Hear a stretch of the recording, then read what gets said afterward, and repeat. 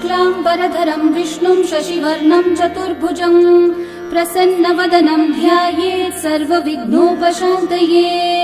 व्यासं वसिष्ठनप्तारं शक्तै पौत्रमकल्मषं पराशरात्मजं वन्दे सुखतातं तपोनिधिं। व्यासाय विष्णुरूपाय व्यासरूपाय विष्णवे नमो वै ब्रह्मनिधये वासिष्ठाय नमो नमः। अविकाराय शुद्धाय नित्याय परमात्मने सदैकरूपरूपाय विष्णवे सर्वजिष्णवे। यस्य स्मरणमात्रेण जन्म संसारबन्धनात् विमुच्यते नमस्तस्मै विष्णवे प्रभविष्णवे। ॐ नमो विष्णवे प्रभविष्णवे। श्रीवैशम्पायन उवाच श्रुत्वा धर्मानशेषेण पावनानि च सर्वशः युधिष्ठिरः शान्तनवं पुनरेवाभ्यभाषत। युधिष्ठिर उवाच किमेकं दैवतं लोके किं वाप्येकं परायणं स्तुवन्तः कमर्चन्तः प्राप्नुयुर्मानवा शुभम्। को धर्मः सर्वधर्माणां भवतः परमो मतः किं जपन्मुच्यते जन्तुर्जन्म संसारबन्धनात्। श्रीभीष्म उवाच जगत्प्रभुं देवदेवम् अनन्तं पुरुषोत्तमम् स्तुवन्नामः सहस्रेण पुरुषस्तततोत्थितः तमेव चार्चयन् नित्यं भक्त्या पुरुषम् अव्ययम् ध्यायन् स्तुवन्नमस्यं च यजमानस्तमेव च। अनादिनिधनं विष्णुं सर्वलोकमहेश्वरम् लोकाध्यक्षं स्तुवन्नित्यं सर्वदुःखातिगो भवेत्। ब्रह्मण्यं सर्वधर्मज्ञं लोकानां कीर्तिवर्धनम् लोकनाथं महद्भूतं सर्वभूतभवोद्भवम्। एष मे सर्वधर्माणां धर्मोऽधिकतमो मतः यद्भक्त्या पुण्डरीकाक्षं स्तवैरर्चैर्नरः सदा। परमं यो महत्तेजः परमं यो महत्तपः परमं यो महद्ब्रह्म परमं यः परायणम्।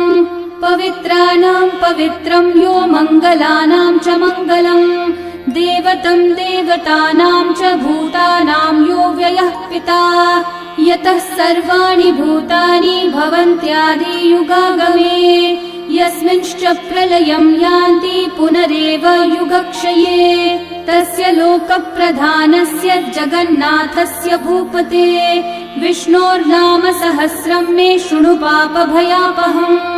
यानि नामानि गौणानि विख्यातानि महात्मनः ऋषिभिः परिगीतानि तानि वक्ष्यामि भूतये। ऋषिर्नाम्नां सहस्रस्य वेदव्यासो महामुनिः छन्दोऽनुष्ठुप् तथा देवो भगवान् देवकीसुतः अमृतांशोद्भवो बीजं शक्तिर्देवकी नन्दनः त्रिसामा हृदयं तस्य शान्त्यर्थे विनियुज्यते। विष्णुं जिष्णुं महाविष्णुं प्रभविष्णुं महेश्वरम् अनेकरूपदैत्यान्तं नमामि पुरुषोत्तमम्। अस्य श्रीविष्णोर्दिव्यसहस्रनाम स्तोत्रमहामन्त्रस्य श्रीवेदव्यासो भगवान् ऋषिः अनुष्ठुप् छन्दः श्रीमहाविष्णुः परमात्मा श्रीमन्नारायणो देवता अमृतांशोद्भवो भानुरिति बीजम् देवकी नन्दनः सृष्टेति शक्तिः उद्भवक्षोभणो देव इति परमो मन्त्रः शङ्ख बृन्नन्दकी चक्रीति कीलकम् शार्ङ्गधन्वा गदाधर इति अस्त्रम् रथाङ्गपाणिरक्षोभ्य इति नेत्रम् त्रिसामा सामगः सामेति कवचम् आनन्दम् परब्रह्मेति योनिः ऋतुः सुदर्शनः काल इति दिग्बन्धः श्रीविश्वरूप इति ध्यानम् श्रीमहाविष्णुः प्रीत्यर्थे सहस्रनाम जपे विनियोगः।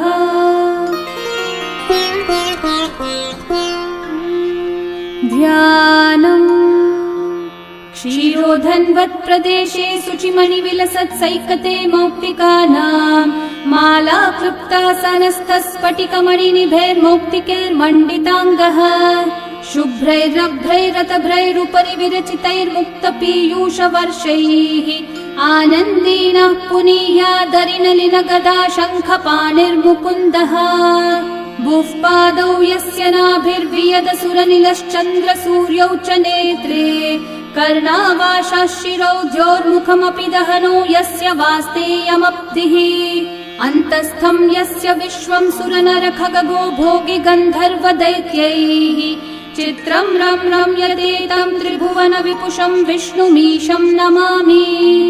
ॐ नमो भगवते वासुदेवाय।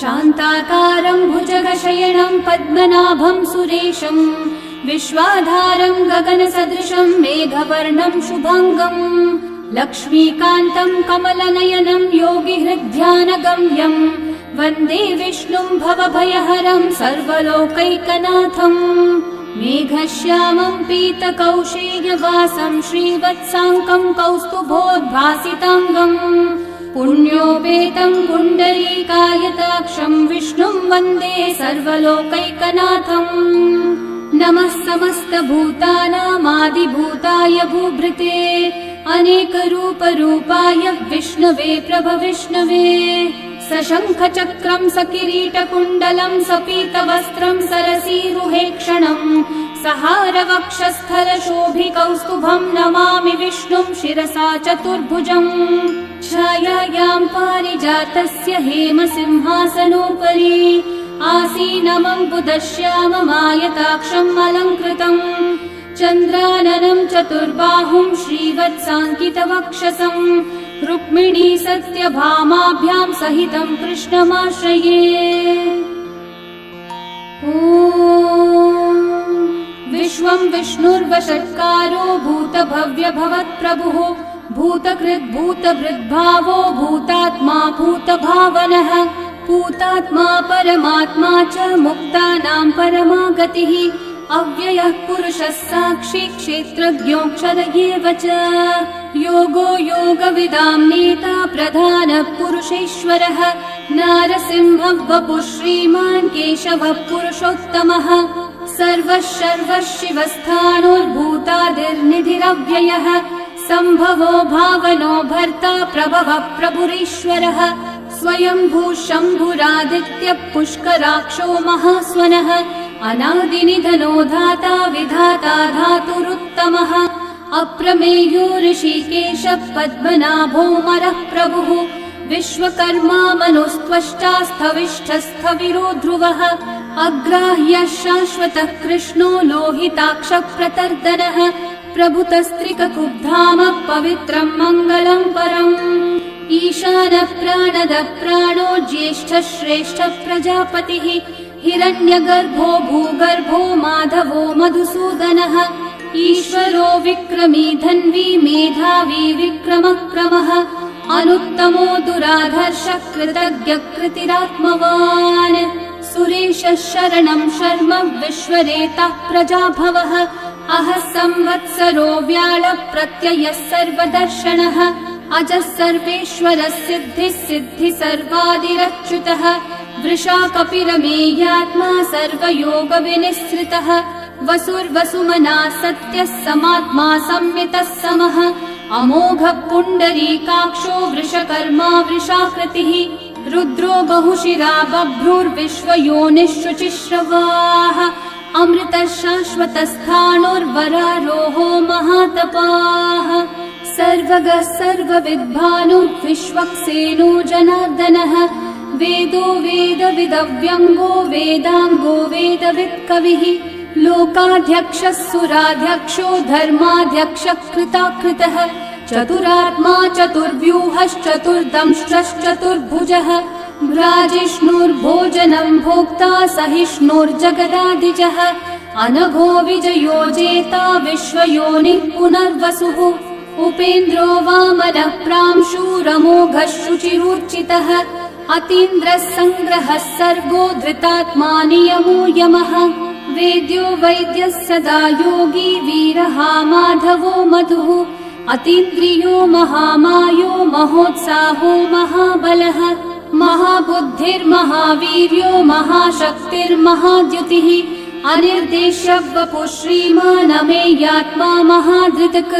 महेश्वासो महीभर्ता श्रीनिवासः सतां गतिः अनिरुद्धः सुरानन्दो गोविन्दो गोविदाम्पतिः मरीचिर्दमनोहंसः सुपर्णो भुजगोत्तमः हिरण्यनाभः सुतपः पद्मनाभः प्रजापतिः अमृत्युः सर्वदृक्सिंहः सन्धाता सन्धिमान् स्थिरः अजो दुर्मशनः शास्ता विश्रुतात्मा सुरारिः गुरुर्गुरुतमो धामः सत्यः सत्यः पराक्रमः निमिषो निमिषस्रग्वी वाचस्पतिरुदारधीः अग्रणीर्ग्रामणी श्रीमान् न्यायो नेता समीरणः सहस्रमूर्धा विश्वात्मा सहस्राक्षः सहस्रपात् आवर्तनो निवृत्तात्मा संवृतः सम्प्रमर्दनः अहः संवर्तको वह्निरनिलो धरणीधरः सुप्रसादः प्रसन्नात्मा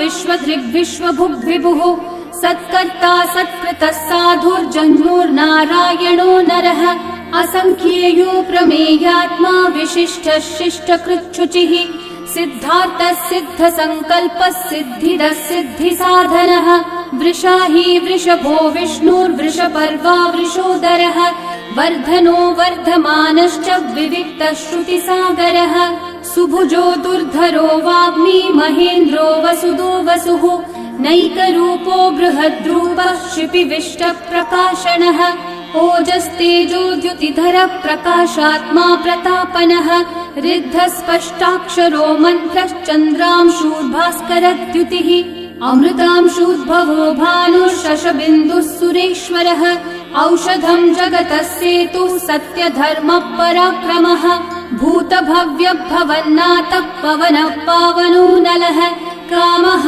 कामकृत्कान्तः कामः कामप्रदः प्रभुः युगादिकृद्युगावर्तो नैकमायो महाशनः अदृश्यो व्यक्तरूपश्च सहस्रजिदनन्तजित् इष्टो विशिष्टशिष्टेष्ठः शिखण्डी नहुषो वृषः क्रोधः क्रोधकृत्कर्ता विश्वबाहुर्महीधरः अच्युतः प्रथितः प्राणः प्राणदो वासवानुजः अपान्निधिरधिष्ठानम् अप्रमत्तः प्रतिष्ठितः स्कन्दस्कन्दद्धरो धुर्यो वरदो वायुवाहनः वासुदेवो बृहद्भानुरादिदेवः पुरन्दरः अशोकस्थारणस्थारः शूरः शौरिर्जनेश्वरः अनुकूलः शतावर्तः पद्मी पद्मनिभीक्षणः पद्मनाभोरविन्दाक्षः पद्मगर्भः शरीरभृत् महर्धिरिग्धो वृद्धात्मा महाक्षो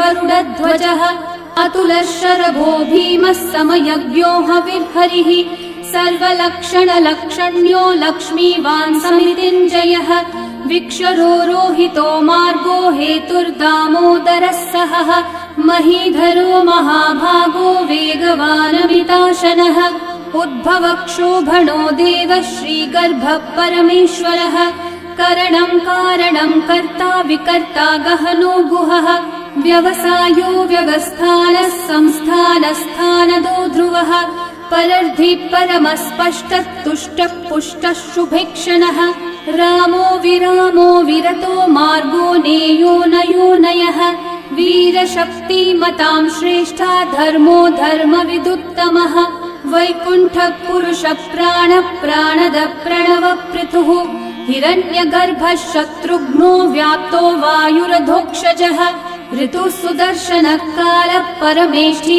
परिग्रहः उग्रः संवत्सरो दक्षो विश्रामो विश्वदक्षिणः विस्तारस्थावरस्थाणुः प्रमाणं बीजमव्ययम् अर्थोऽनर्थो महाकोशो महाभोगो महाधनः अनिर्विण्णस्थविष्ठो भूर्धर्मयूपो महामखः नक्षत्रनेमिर्नक्षत्री क्षामः समीहनः यज्ञयुज्यो महेज्यश्च क्रतुः सत्रं सताङ्गतिः सर्वदर्शी विमुक्तात्मा सर्वज्ञो ज्ञानमुत्तमम् सुव्रतः सुमुखः सूक्ष्मः सुघोषः सुखदः सुहृत् मनोहरो जितक्रोधो वीरबाहुर्विदारणः स्वापनः स्ववशो व्यापी नैकात्मा नैककर्मकृत् वत्सरो वत्सलो वत्सी रत्नगर्भो धनीश्वरः धर्मकृद्धर्मी सदसक्षरमक्षरम्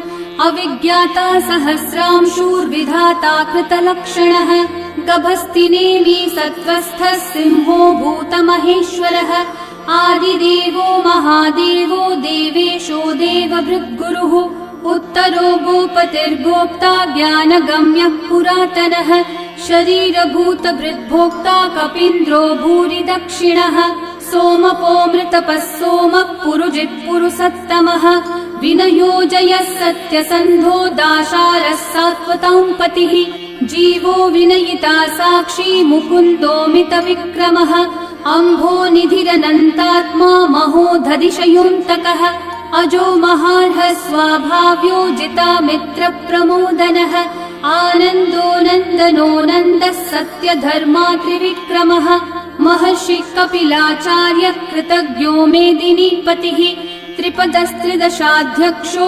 महाशृङ्गकृतान्तकृत् महावराहो गोविन्दः सुषेणः कनकाङ्गदी गुह्यो गभीरो गहनो गुप्तश्चक्रगदाधरः वेधास्वाङ्गोजितः कृष्णो दृढसङ्कर्षणोच्युतः वरुणो वारुणो वृक्षः पुष्कराक्षो महामनाः भगवान् भगहानन्दी वनमाली हलायुधः आदित्यो ज्योतिरादित्यः सहिष्णुर्गतिसत्तमः सुधन्वाखण्ड परशुर्दारुणो द्रविणप्रदः दिवस्पृक् सर्वदृग्व्यासो वाचस्पतिरयो निजः त्रिसामासामगः सामन्निर्वाणम् भेषजम्भिषक् सन्न्यासकृच्छमः शान्तो निष्ठा शान्तिपरायणम् शुभाङ्गः शान्तिदः सृष्टा कुमुदः कुवलेशयः गोहितो गोपतिर्गोप्ता वृषभाक्षो वृषप्रियः अनिवर्ती निवृत्तात्मा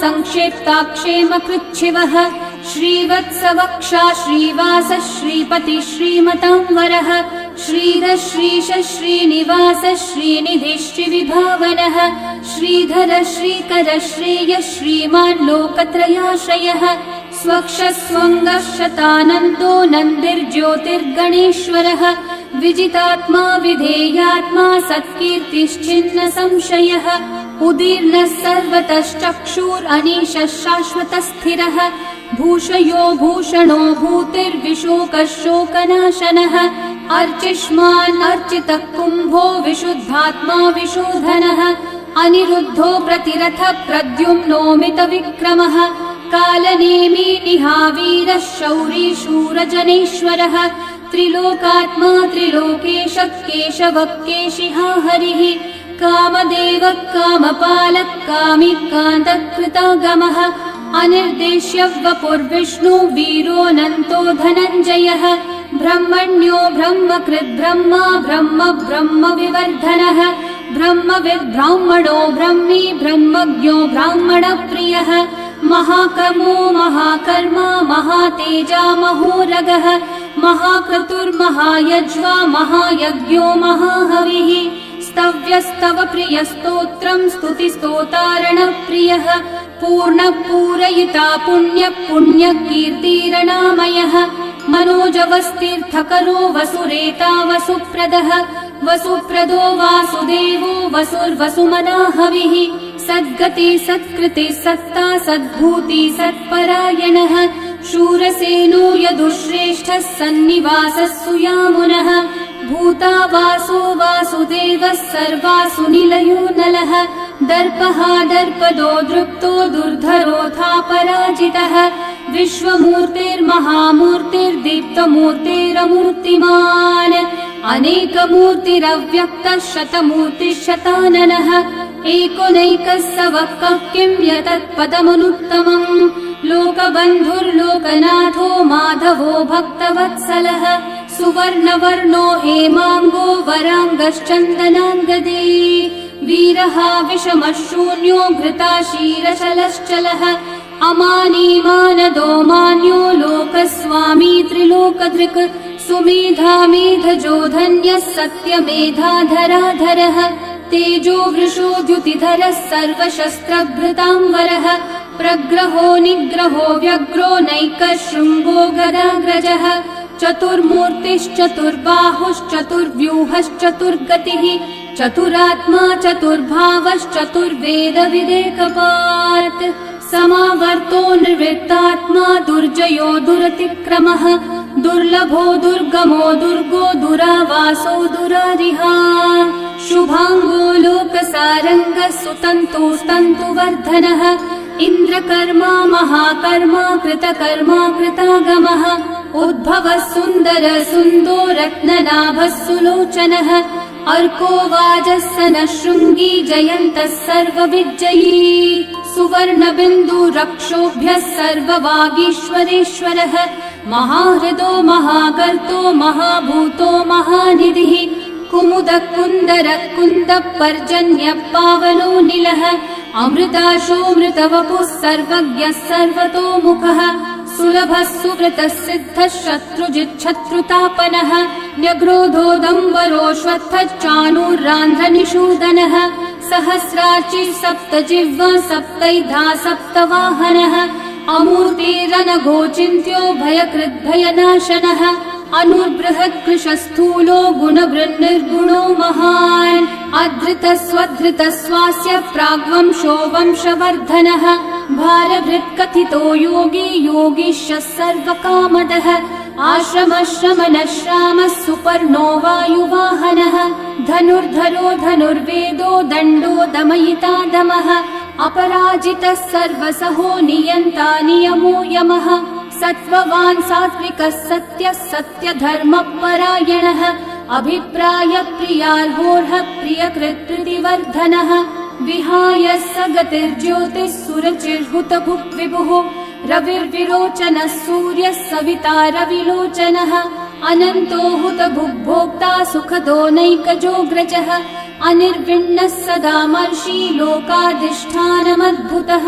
सनात् सनातनतमः कपिलः कपिरव्ययः स्वस्ति स्वस्ति कृत् स्वस्ति स्वस्ति भुक् स्वस्ति दक्षिणः अरौद्रः कुण्डली चक्री विक्रम यूर्जित शासनः शब्दातिगः शब्दसः शिशिरः शर्वरीकरः अक्रूरः पेशलो दक्षो दक्षिणः क्षमिनाम्बरः विद्वत्तमो वीतभयः पुण्यश्रवणकीर्तनः उत्तारणो दुष्कृतिः पुण्यो दुःस्वप्ननाशनः वीरः रक्षणः सन्तो जीवनः पर्यवस्थितः अनन्तरूपोऽनन्तः श्रीर्जितमन्युर्भयापहः चतुर्रश्रो गभीरात्मा विदिशो व्यादिशो दिशः अनादिर्भूर्भुवो लक्ष्मी सुवीरो रुचिराङ्गदः जननो जनजन्मादि भीमो भीमपराक्रमः आधारनिलयो धाता पुष्पहास प्रजागरः ऊर्ध्वगः सत्पथाचारः प्राणदः प्रणवप्पणः प्रमाणं प्राणनिलयं प्राणभृत् प्राणजीवनः तत्त्वं तत्त्वविदेकात्मा जन्म मृत्युजरातिगः भूर्भुवः स्वस्तरुस्तारः सविता प्रपितामहः यज्ञो यज्ञपतिर्यज्वा यज्ञाङ्गो यज्ञवाहनः यज्ञभृद्यज्ञकृद्यज्ञी यज्ञभुग्यज्ञसाधनः यज्ञातकृद्यज्ञगुह्यामन्नमन्नादयेव च आत्मयोनिः स्वयं जातो वैखानः सामगायनः देवकीनन्दनः सृष्टा शितीशः पापनाशनः शङ्खवृन्नन्दकी चक्री शार्ङ्गधन्वा गदाधरः रथाङ्गपाणिरक्षोभ्यः सर्वप्रहरणायुधः सर्वप्रहरणायुध ॐ नम इति वनमाली गदी शार्ङ्गी शङ्खी चक्री च नन्दकी श्रीमान्नारायणो विष्णुर्वासुदेवोऽभिरक्षतु वनमाली गदी शार्ङ्गी शङ्खी चक्री च नन्दकी श्रीमान्नारायणो विष्णुर्वासुदेवोऽभिरक्षतु वनमाली गदी शार्ङ्गी शङ्खी चक्री च नन्दकी श्रीमान्नारायणो विष्णुर्वासुदेवोऽभिरक्षतु